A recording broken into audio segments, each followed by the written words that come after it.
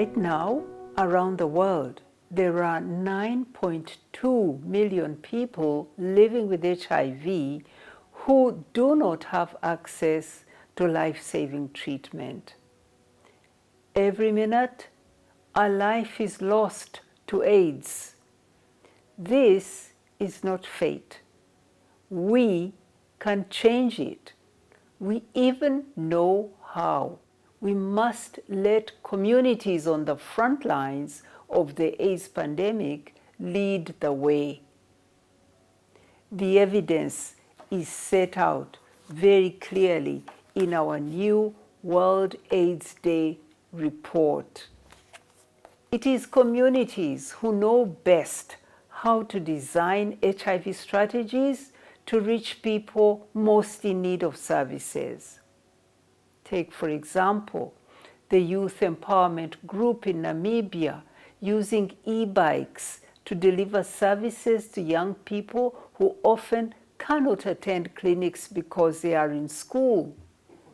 Take the example of the community groups in Ukraine who, when war prevented people from getting to hospitals, organized community networks to rush life-saving HIV medicines to people across the country. That was amazing. And you remember the grassroots movements who led the iconic struggles of the 90s and early 2000s, from South Africa to Thailand to Brazil, challenging pharma monopoly of antiretroviral medicines. It is their advocacy in the streets, before courts and parliaments, that pushed the cost of these life-saving medicines down from $25,000 per person per year in 1995 to as low as $70 per person per year today. These community leaders continue to fight for new medical technologies to be available for everyone, everywhere. There is no doubt, community leadership builds stronger and healthier societies. Communities are the everyday heroes of the AIDS response. To communities, I say this: I salute you for your courage and sacrifice. Thank you for continuing to drive forward progress against AIDS. I stand in solidarity with you. This World AIDS Day is not only a moment to honor the leadership of communities, though. It is a call to action to governments to fully support communities' life-saving work and to remove the barriers that stand in their way. Too often, community leadership is unacknowledged, under-resourced, and in some places, even under attack.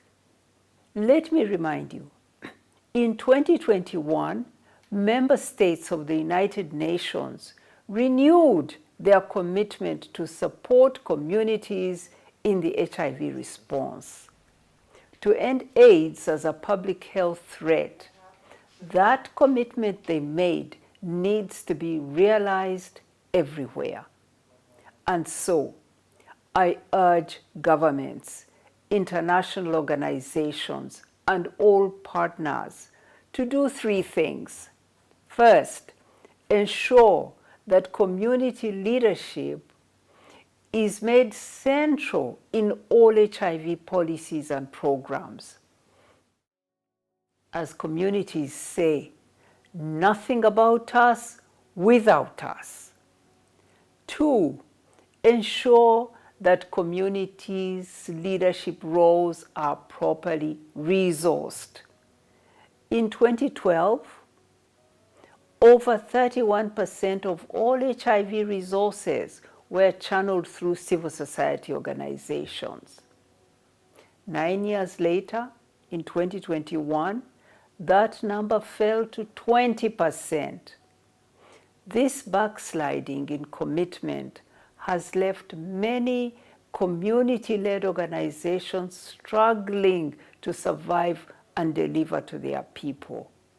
And this is costing lives. Third, I urge governments to protect everyone's human rights. Right now, we see anti-human rights, anti-women's rights, and anti-democracy forces threatening the work and lives of our brave community leaders. But we must be hopeful, and we must remain vigilant in defense of human rights. That is why I applaud the growing wave of countries who have been repealing the harmful colonial laws that criminalize LGBT people simply for being who they are. To protect everyone's health, we must protect everyone's human rights. Communities are not in the way, they light the way.